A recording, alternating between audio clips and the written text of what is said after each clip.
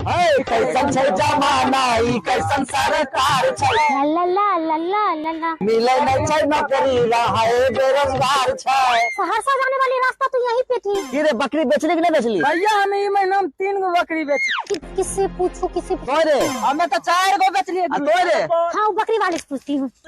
हम 2 गो। बावरी कमाए खूब भरल ना। वो बकरी वाले की कहलिए मैडम जी? सहरसा जाने वाले रास्ता किधर से है? मैडम जी सहरसा जावला रास्ता छै ने, यहाँ से एक बार दहिना ले लेबै, आगा जाके बमा ले लेबै, फिर दहिना ले लेबै, चलते रहबै, आ जेते सहरसा।